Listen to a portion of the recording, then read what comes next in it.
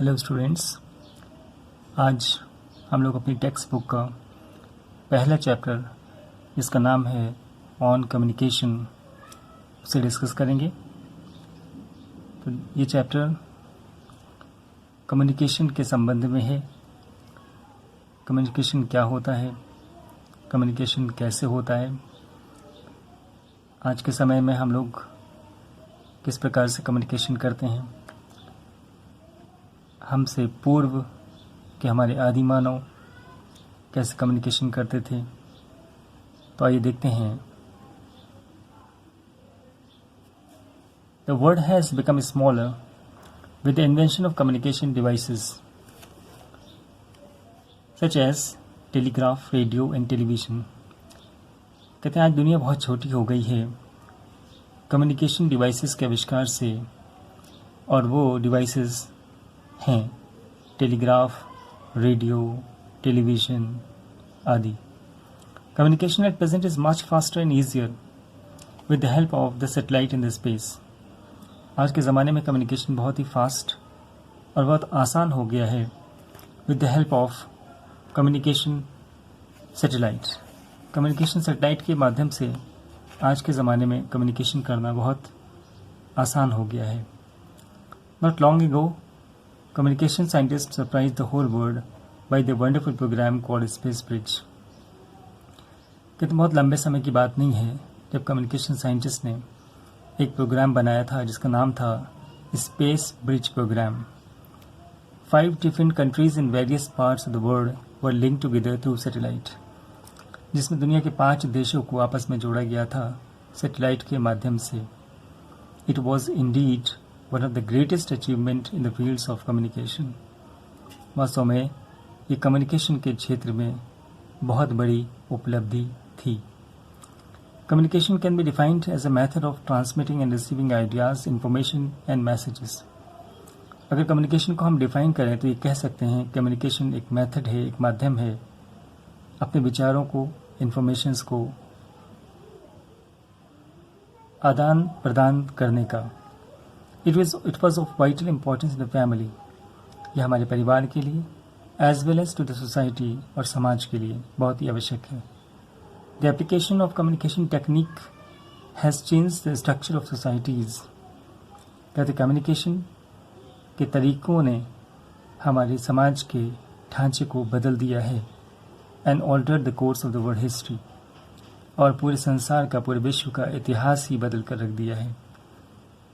Communication among animals is interesting study. कहते जानवरों के बीच भी कम्युनिकेशन होता है और ये बड़ा ही इंटरेस्टिंग है।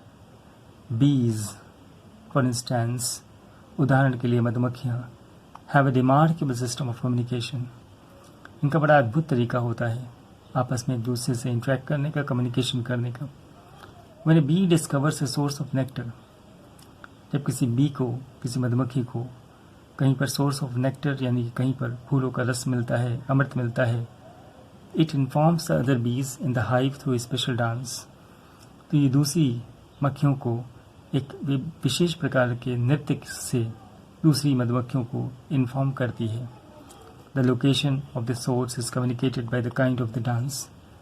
और किस स्थान पर है उसकी लोकेशन इस बात से पता चलती है कि इसका डांस किस प्रकार का है। The direction is indicated by the angle of the axis of the dance। और किस दिशा में है ये इस बात से पता चलता है कि वो किस दिशा में नृत्य कर रही है। And the amount of nectar by the vigorousness of the dance। और कितनी अधिक मात्रा में है ये इस बात से पता चलता है कि वो कितना एक्साइटेड होकर के डांस कर रही है। Recently it has been observed, और ये भी देखा गया है, that sea creatures talk। ये जो समुद्री प्राणी हैं ये भी बात करते हैं। डॉल्फिन्स एमिट ए डिस्टिंक्ट नॉइज। उदाहरण के लिए जो डॉल्फिन है वो अजीब प्रकार की आवाज़ निकालती है टू सीक हेल्प, जब उसे हेल्प की ज़रूरत होती है। And studies have been undertaken towards achieving communication with the aquatic mammals. और साथ साथ अध्ययन किया जा रहा है कि जो जल में रहने वाले स्तनधारी हैं उन पर भी अध्ययन किया जा रहा है कि ये किस प्रकार से कम्युनिकेशन करते हैं। Primitive men drew and painted on cave walls to convey messages। जो हमारे प्रिमिटिव मैन थे, अर्ली मैन थे, आदि मानव थे, वो अपनी गुफाओं पर पेंट करते थे या कुछ ड्रॉ कर देते थे जिससे कि वो एक दूसरे को मैसेज कन्वे करते थे। They used science and symbols, वो साइंस एंड सिम्बल्स का प्रयोग करते थे। एज मैंस नॉलेज एक्सपेंडेड, जैसे जैसे व्यक्ति का ज्ञान बढ़ा, writing became necessary in order to transmit information, धीरे धीरे लिखना पढ़ना शुरू हुआ। From writing on animal tissues man moved on to using paper for writing for following the discovery of paper making by the Chinese around the 5th century BC. सर्वप्रथम आदमी ने जानवरों की खाल पर लिखना शुरू किया और फिर धीरे धीरे 5वीं शताब्दी BC में चाइनीज़ के द्वारा जब पेपर की खोज हुई तब मनुष्य पेपर पर लिखने लगा। In the middle of the 15th century, और धीरे धीरे मध्यकाल तक आते आते, the German printer John Gutenberg used the mobile type for the first time in Europe to print the Bible. सर्वप्रथम जर्मन प्रिंटर जिसका नाम जॉन गुटेनबर्ग था, उसने पहले छापे खाने का आविष्कार किया और पहली किताब छापी जिसका नाम था Bible. This technique widened the opportunities for learning and led to radical changes in man's thinking and living. इससे लोगों के जीवन में बहुत बड़ा परिवर्तन आया, पढ़ने लिखने का अवसर मिला। जब पुस्तकें छपने लगी, किताबें छपने लगी, लोगों ने पढ़ना शुरू किया तो व्यक्ति की सोच में बहुत बड़ा परिवर्तन आया और उसके रहन सहन में बहुत बड़ा बदलाव आया। Early method of communicating over long distances included drum beats, fire smoke signals and instruments such as the ram's horn. जो हमारे आदि मानव थे वो दूर के लोगों को कम्युनिकेट करने के लिए ड्रम का यूज़ करते थे, फायर जलाते थे, आग जलाते थे, या स्मोक सिग्नल्स या धुआं सुलगा के एक स्थान से दूसरे स्थान पर अपनी बात को कम्युनिकेट करते थे। And instruments such as the ram's horn, या फिर रैम की हॉर्न का इस्तेमाल करते थे बिगुल बजाने के लिए। ड्यूरिंग द मिडिल एजेस और मध्यकाल में आते आते homing pigeons were used to transmit messages. घरेलू कबूतरों का इस्तेमाल किया जाता था मैसेजेस को एक स्थान से दूसरे स्थान भेजने के लिए। With the invention of Morse code by Samuel Finley Breese Morse of the US in 1837, और धीरे धीरे सैमुअल फिनले ब्रीज मोर्स के द्वारा 1837 में मोर्स कोड का आविष्कार खोज की गई और तब telegraphic communication came into existence, और फिर टेलीग्राफिक कम्युनिकेशन अस्तित्व में आया। The American physicist Alexander Graham Bell invented the telephone in 1876, और अमेरिकन फिजिसिस्ट जिनका नाम अलेक्जेंडर ग्राहम बेल था, उन्होंने 1876 में टेलीफोन का आविष्कार किया। And this made oral communication over distances possible. इससे दूर बैठे लोगों को कम्युनिकेट करना बहुत आसान हो गया। The German physicist Heinrich Rudolf Hertz discovered electromagnetic waves in 1887, और German physicist Heinrich Rudolf Hertz ने इलेक्ट्रोमैग्नेटिक वेव्स की खोज की 1887 में, and thus laying the technical foundation for wireless telegraphy, और इससे वायरलेस टेलीग्राफी की नींव पड़ी। Marconi, the Italian inventor, was responsible for the invention of radio transmission, और मार्कोनी ने, जो कि इटाली का आविष्कारक था, सर्वप्रथम रेडियो ट्रांसमिशन की शुरुआत की, और बाय 1920 1920 तक several radio stations began transmitting. 1920 तक बहुत सारे रेडियो स्टेशंस शुरू हो चुके थे, और 1926 में the first radio network the national broadcasting company was formed in the United states, और 1926 में पहली नेशनल ब्रॉडकास्टिंग कंपनी अमेरिका में शुरू हुई।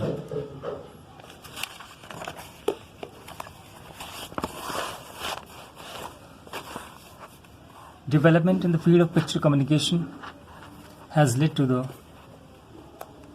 invention of television. अब धीरे धीरे हम पिक्चर कम्युनिकेशन की ओर बढ़े।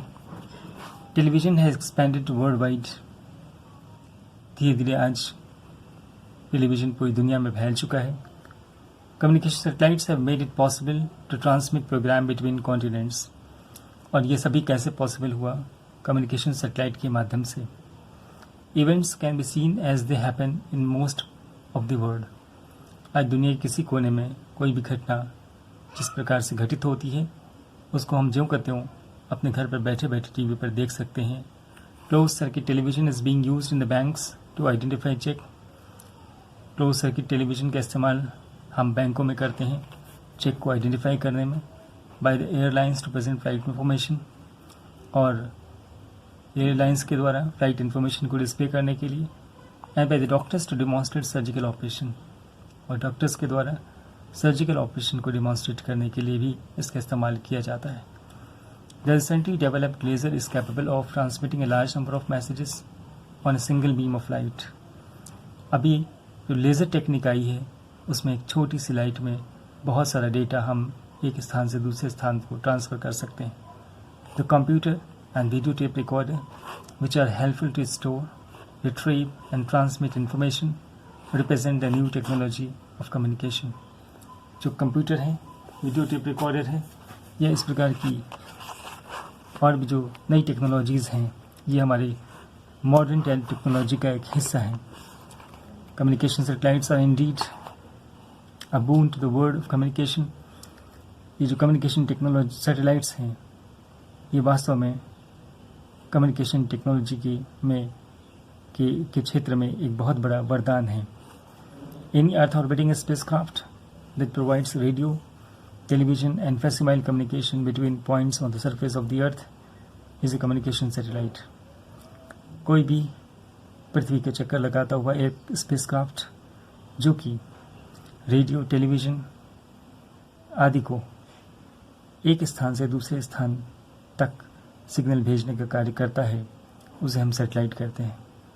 There are passive communication satellite and active communication satellite. अब कम्युनिकेशन सैटेलाइट दो प्रकार के होते हैं, एक्टिव और passive. The passive ones reflect radio signal in the same way as a mirror reflect light.